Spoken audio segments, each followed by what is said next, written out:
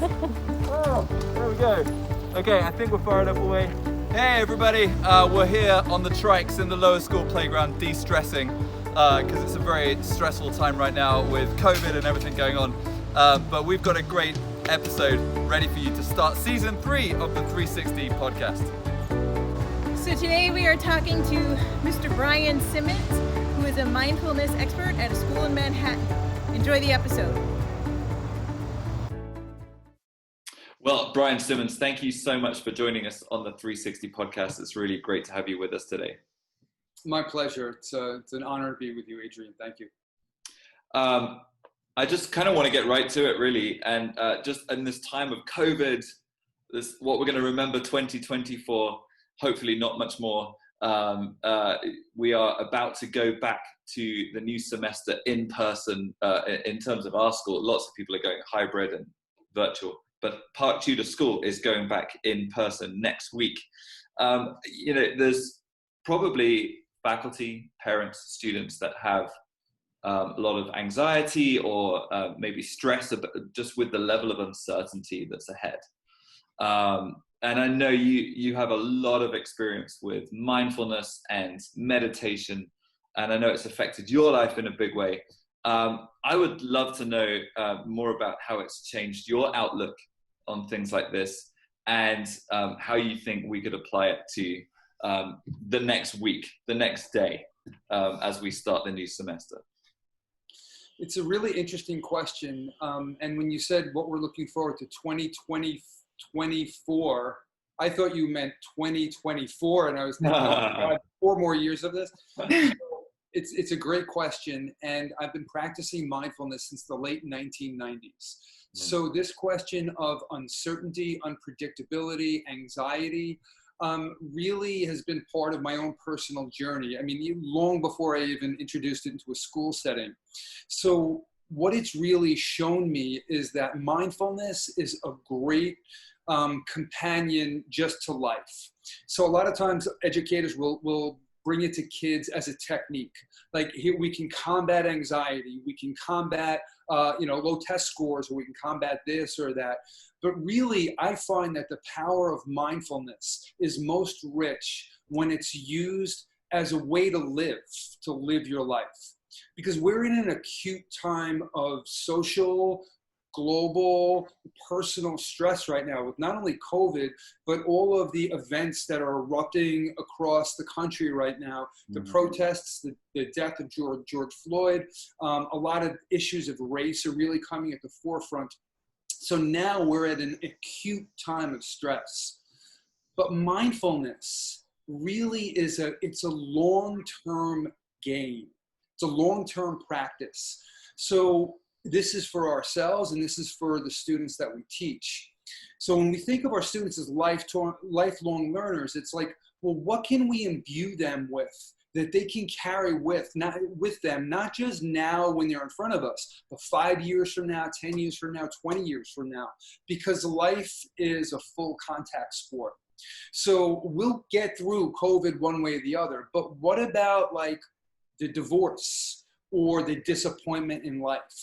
So in my own journey, this education is a second career for me.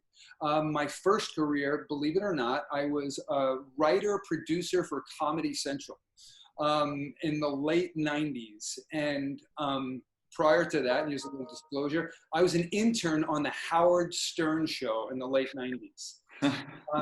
And Howard was a meditator, not mindfulness meditation, but he did practice. I think it was, I forget the kind of meditation he practiced, but it was different. But in any event, seeing that experience, watching him was one of the things that actually like inspired me. And then I got hired at this job in television, and I'm like, whoa, I need kind of like a creative edge. So I approached mindfulness for many, many years, just in order to for a creative boost. I had read that it could make you smarter, all of these different things. And I tried it. And long story short, it worked. Mindfulness gave me creative ideas. I think behind me, and you'll see some awards on the shelf. Every one of them, here's a little trivia fact, was a direct outgrowth of an idea that spontaneously came to my mind on the meditation cushion. So very early on, I understood that like something mysterious kind of happens with mindfulness, but I wasn't so much into the resilience benefits and the anxiety benefits till many years later, almost 10 years later, when I switched careers and I became an English teacher at a high school in Manhattan. And then I really was laboring over the question, what is the most benefit I can give to a kid right now? And the conclusion I came to was mindfulness. Because when I had looked over the past 10 years, what I saw was exactly what you and I were just speaking about. All of these periods of uncertainty in life, of anxiety, of transition, mindfulness actually helped me navigate through all of those points in my life in a way that just felt holistic, it felt authentic, and it grounded me in the moment-to-moment experience of my life. So it's the kind of thing that benefits us in this moment, but when we stack these moments up one after the other, and then 1 year and 2 years and 10 years, it's kind of the way I see it. It's a way to live your life. So how did it go? How did it start? Where did you start that? I know you said you were inspired by Howard Stern and other places, but where would you recommend that that people would start, and how have you seen your journey of meditation change into a mindset over time? It's easier now to begin a mindfulness practice than it certainly was in the late 90s. You know, I actually hid the fact. It seems so peculiar that I was doing this strange activity of closing my eyes, and you know, I didn't want to look like a weirdo and all of this. So at that time I had read a book that was very inspirational to me. It was called Wherever You Go, There You Are by Jon Kabat-Zinn, who incidentally enough, I actually interviewed him on my own podcast for the kids, which was like things coming full circle. So in any event, when I read that book, he had some sort of like guided meditation tapes that you could order. So my practice in the very early stages was on cassette tape, if you remember those. I was listening to cassette tapes of guided meditations. And over the course of time, you know, you begin to develop naturally. So if you listen to a guided meditation, what it really does, the voice of the instructor in a guided meditation, it takes the role that mindfulness will naturally play in your own mind. So at first, the voice might tell you just to settle down, allow your eyes to close, to gently redirect your attention to the in-breath and out-breath.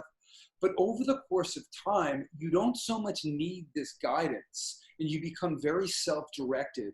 And in your own mind, it's like mindfulness arises as a state of mind, and it kind of directs you. So that's what has happened over the past 20 plus years. And in that time, I've also gotten a tremendous amount of training from really some of the best teachers on planet Earth. Some of those teachers have been Buddhist meditation teachers. Not so much that that's necessarily a religion of mine, but the Buddhists just historically have a very, very precise methodology to practice this. So I've trained in long-term retreats, 5 weeks and longer, and really just cultivated this practice. But for people who are new to this and they want to try now, I mean, it's all over the place. There's many guided meditation apps. One of them I'm a teacher on called 10% Happier. And then there's Headspace. You Google mindfulness and there are thousands and thousands and thousands of resources. So once you find them, you kind of navigate your way through it. So how do you incorporate mindfulness into your teaching day and into your students' lives? Well, that was a question that I wrestled with back in about 2013 or 2014. And What I chose to do, a lot of times people will ask the question, well, how do you create a mindfulness program? You know, and there are places you can go to for support now, but a lot of it is by trial and error. So what I did was in, I guess 2014, I created an after-school program, and I called it Mindful Fitness. And it was basically 2 days a week and for an hour or so a day. And I invited, 17 students from the school just as a pilot program. And I developed a curriculum around all the themes one might find in life as they navigate all of this uncertainty that you and I are talking about. Like how to deal with persistent thoughts. What is the present moment? What even is the value of the present moment? Because that's like a common question, right? Why would I want to pay attention to the present moment when oftentimes the present moment is difficult and challenging? How do I deal with difficult emotions? How do I develop feelings of kindness and gratitude? And many, many more topics. So I kind of, like all good educators do, sat down and said, well, how can I reverse engineer this into a curriculum? And then over the course of 4 months, I did it after school on a voluntary basis. The kids came in and I taught them how to meditate, sitting meditation, guided meditation, body scans, which they absolutely love. Sometimes kids just want to sleep, we know this, but still, body scans, many different techniques. But one decision I made that was critical was I enlisted the school psychologist, and we administered a behavioral assessment measure, both at the beginning and at the end. And I thought maybe we would see a little shift, or maybe who knows. And it turned out that we were able to see across a variety of social emotional domains, including anxiety, ability to focus attention, depression, resilience, many, many different things.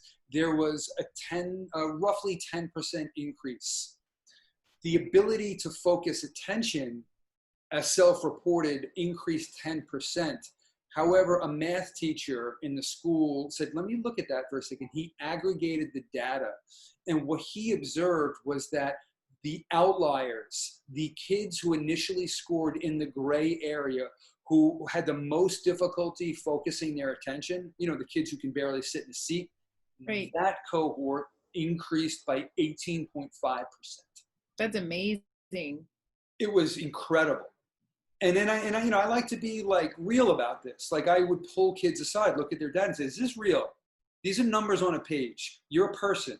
Has your life changed? Yes or no? Be honest with me. And they're like, time and again, yeah. The way I relate to my family is different. The way I'm in relationships with people are very different.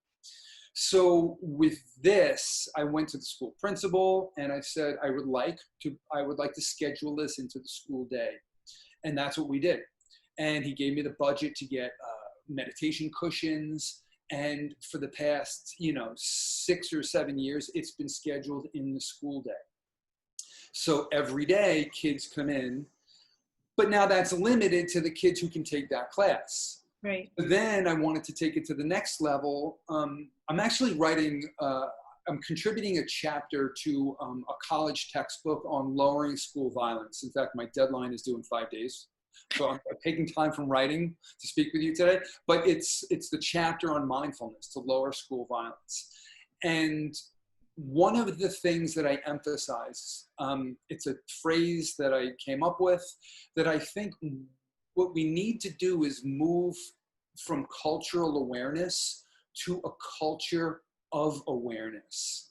A school culture that values awareness of what's happening inside of us, happening around us in the immediate environment, and happening in the world at large.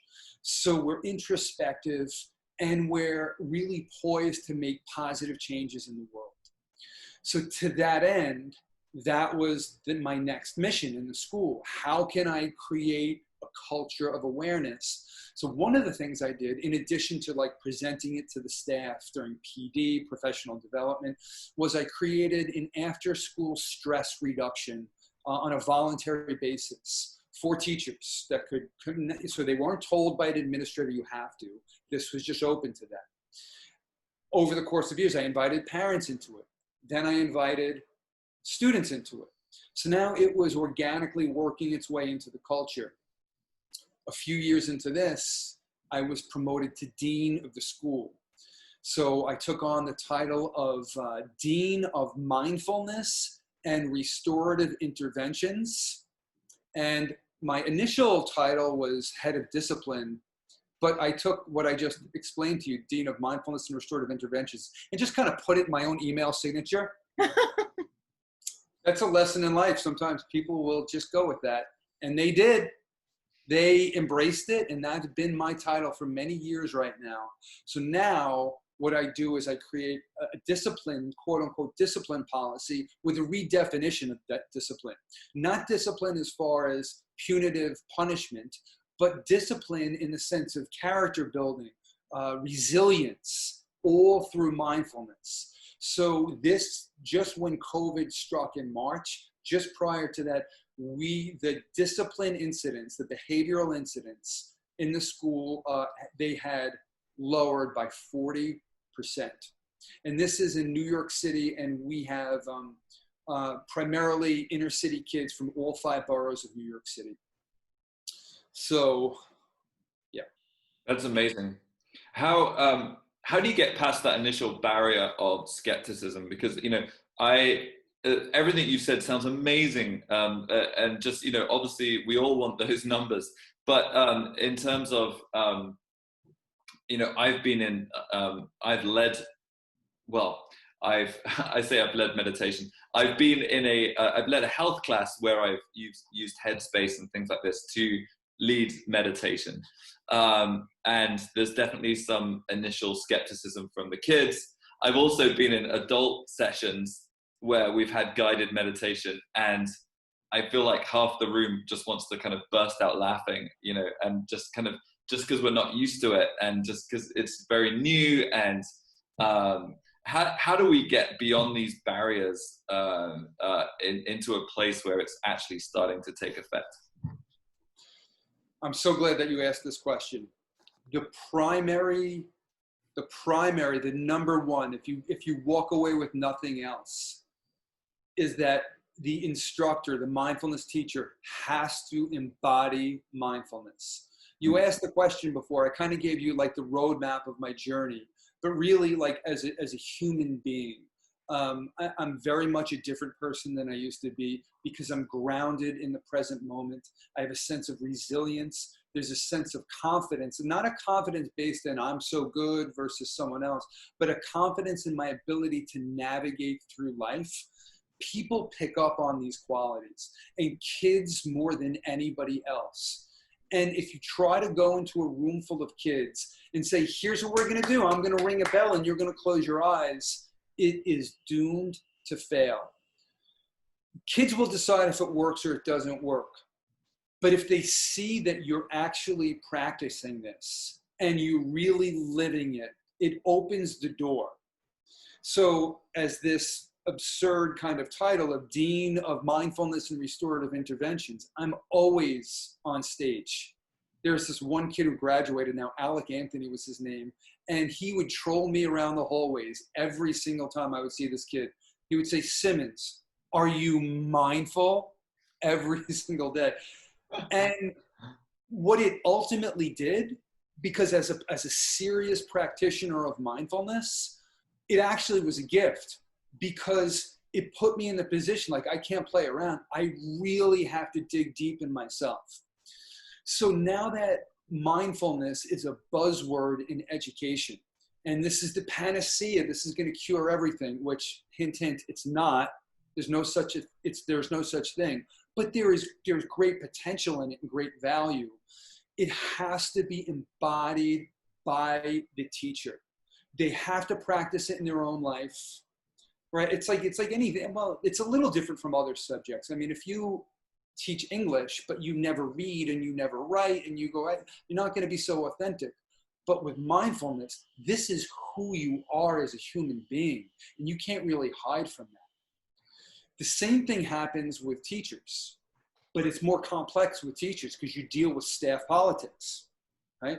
So if all of a sudden your principal is going to roll out this new mindfulness program, but let's say there's union resistance to the principal, or there's difficulties in the school. So it's a long game, it's not a short game, and it's built on authenticity and relationship building. And I still navigate this now. I know that there are still teachers who are like, they kind of see the success and been like, I don't know. And finally, what I want to say is for adults and children, especially children, student choice. When they're forced to do something, they're going, especially something like meditating, always allow for an authentic range of options. Maybe a kid is not predisposed to close their eyes. You said earlier about like, there's this like laughter when people close their eyes. Like after years of meditating, like when people do that, I look at, I'm like, that's interesting. There's nothing funny here. Why are we laughing? Like, what's being manifested in this moment? There's some sort of difficulty with just being present with one another and as human beings, as colleagues. That's kind of interesting. What does that say about the environment going on here right now? So if we approach everything from like this relentless curiosity, authenticity, and provide a range of options and respect people's individual right to not maybe go along with it, I have found those are the conditions that are most beneficial to it working.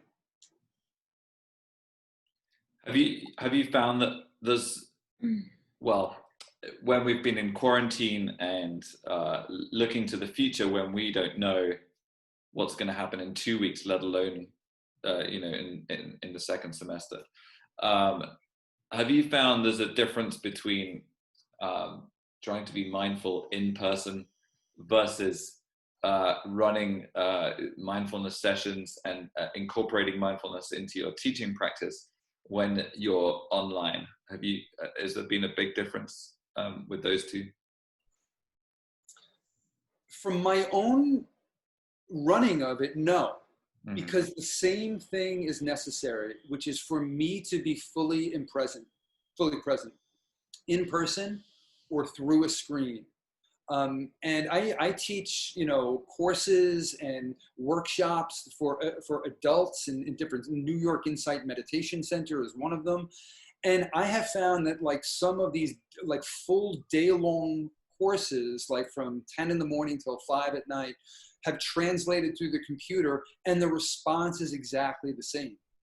Because if you are present and you are the instructor, it allows the participants either over a computer or in person to settle down and to be present. It sets the tone. There's a Vietnamese Zen teacher, author of many, many books for the past 50 years, named Thich Nhat Hanh. I'm not sure if you've heard of that name before. And he's kind of a legend in mindfulness. And he would tell this story about refugees during the Vietnam War that would pack into boats. And what would happen is they would be under incredible duress, as you could imagine. Their lives were on the line. And what he observed is that if there was simply one grounded person on the boat, only one who was centered, it would have the effect of calming the rest of the boat down, and it would be the difference between living and capsizing. And I think the same thing is true over Zoom with students or in the person. If you are present, it's going to create the conditions for students to be present and engage. You earlier made the distinction between cultural awareness and culture of awareness. How do you see that culture of awareness changing right now with COVID-19? It's a really good question. I think it's more necessary now than it's ever been in my lifetime to develop a culture of awareness. So for the first month and a half, maybe the first month of COVID, we were really just caught up in, the difficulties that we were personally dealing with. There's not enough toilet paper in the supermarket, and how am I going to be in my house or my apartment alone? And then all of a sudden, this George Floyd incident happened, and it erupted. And we saw it on television screens, we saw it in the streets, and it hasn't stopped yet. It's no longer a luxury to live in our own personal bubble. This bubble has been, whether we wanted it to or not, has been erupted. No matter what your skin color, who you look like, what your political party persuasion is, what your profession is, we are now forced into examining what are the effects of our actions on other human beings in the society that we live. And it stands to reason that if we're not looking inside, we're not going to be able to authentically look outside. So what I like to think is this culture of awareness is something that's in the very crude stages now, but maybe in the best analysis, maybe this is something that can develop over time as a nation, as a community, certainly in a school. So again, just to emphasize the point, the mindfulness when we practice is not just about me, not just about what it can do for me, but how does it benefit those around me? I'm wondering, as your semester starts, firstly, I'd love to know, what are your school plans for the next semester? And So would I. Fair enough. That answers that question. But in terms of where you plan to take your mindfulness practice next, in terms of how you, maybe even personally, but also with the school and with your classes? Well, when we go back, things are completely changed right now. We're looking at some sort of blended model. So I will be taking on more of a traditional course load of teaching, like multiple English classes. I will still be teaching the mindful fitness class, as well as all the other things. I'm still the dean of the school.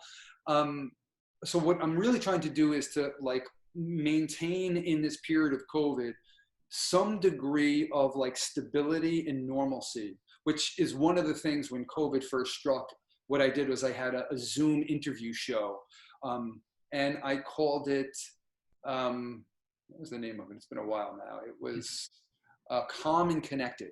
And each week I had the good fortune to interview some of the best teachers on earth, like Sharon Salzberg, Dr. Judson Brewer, Sebene Selassie, John Kabat-Zinn. And this was my way. I held it in the exact same time slot as when I previously did the after-school stress reduction. Because in my mind, it was how can we create some measures of stability? Even if you just schedule something at the exact same time. So I will be trying to do much of that same work when we go back into school. How can I create recognizable structures, things that kids can rely on? Some kids will be learning remotely, some will be there. But how do we create a cohesive environment with mindfulness as sort of the glue when we go back? And in the long range of it, I'm looking ahead to how can I make the most amount of impact. And I'm in talks with, educators around all 5 boroughs of Manhattan, all 5 boroughs of New York City, Manhattan being one borough, to how can we unfold mindfulness to more and more students, more and more schools, but again, to do it in a way that is authentic and it's not some sort of initiative that's rolled out. The Department of Education in New York City, it's the largest school system on earth, 1.2 million kids. And if you just try to we're gonna just speedball, roll this out to everyone, my opinion, it will fall apart. So I'm really focused on how can we build capacity, but in a way that maintains authenticity, embodiment, and quality. So those are my next steps. Whether or not I want to lead a school as a principal or I want to move more out, that's kind of what I'm working through now. Do you see openings for some mindfulness practices in other disciplines? It sounds like right now you sort of made it its own class, its own program, its own extracurricular. But I mean, obviously you carry mindfulness with you into your English class. Do you have your students practice with you at all during class? So you're referring to like non-mindfulness classes? Right. So great question. I do on occasion, but I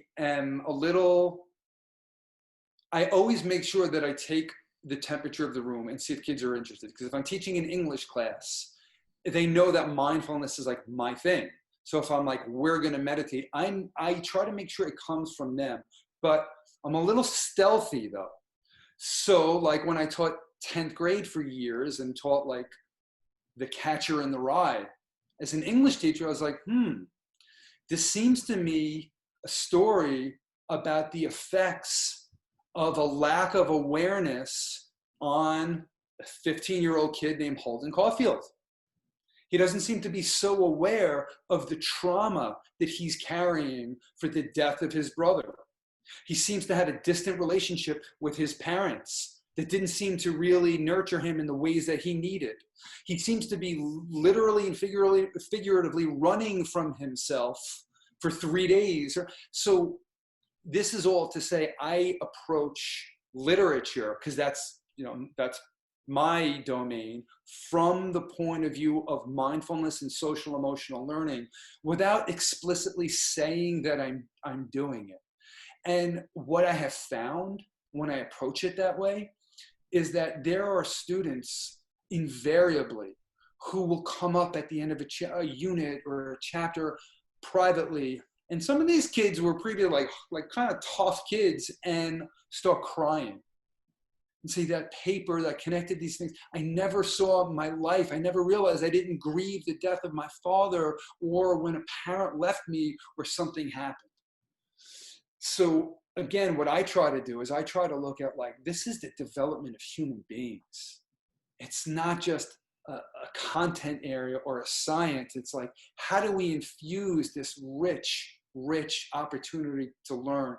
In fact, if someone's listening to this podcast, I invite you to look. There's a poem from the 13th century mystic Rumi called The Two Kinds of Intelligence.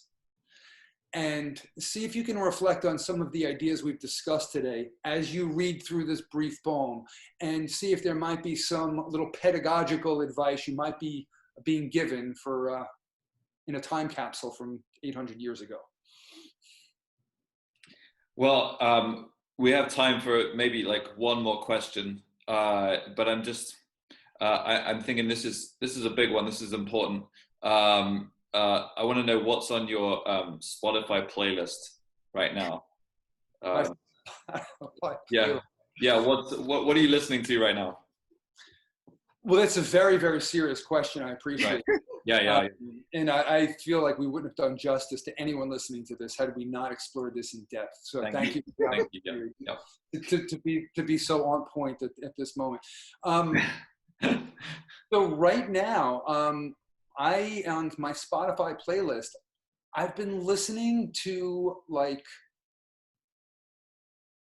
soft rock music from the 60s, 70s, and 80s.